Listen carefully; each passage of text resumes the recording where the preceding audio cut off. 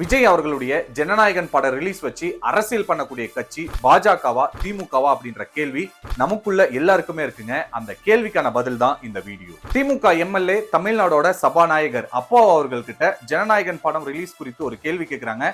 அதற்கு அவர் கொடுக்கப்பட்ட பதில் என்ன அப்படின்னா, ஜனநாயகன் விஜய் அவர்களுடைய கடைசி படம் அப்படின்றனால பயங்கரமா பில்டப்லாம் கொடுக்குறாங்க. கிடைக்கும், கிடைக்காது, வரும், வராது அப்படின்னு சொல்லிட்டு தொண்டர்களை கொதி நிலையிலே வச்சிருக்கிறாங்க அப்படின்னு சொல்லிட்டு யாரோ சொன்னதா இவர் சொல்றாருங்க. யாரோ இந்த விஷயத்த சொன்னதா நான் கேள்விப்படல. அப்படி நீங்க கேள்விப்பட்டிருந்தா அதை கமெண்ட்ல சொல்லுங்க. இதுதான் திமுகவுடைய பதில். விஜய் அவர்களுடைய ஜனநாயகன் படம் ரிலீஸ் தடைக்கும் பாஜகவுக்கும் தொடர்பு இருக்கா அப்படின்னு சொல்லிட்டு பாஜகவுடைய மூத்த தலைவர் ராஜா அவர்கள் கிட்ட ஒரு கேள்வி கேட்கிறாங்க.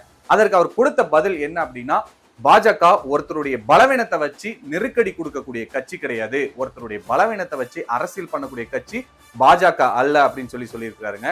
அதே போல இன்கேஸ் விஜய் அவர்களுக்கு நாங்க நெருக்கடி கொடுக்கணும்னு நினைத்திருந்தால் செப்டம்பர் 27 அதாவது கரூர் இன்சிடென்ட்டை நாங்க கொடுத்திருப்போம். ஆனா நாங்க அப்படி செய்ய கிடையாது. பாஜக என்பது மனிதாபிமான கட்சி அப்படின்னு சொல்லியிருக்கிறாருங்க.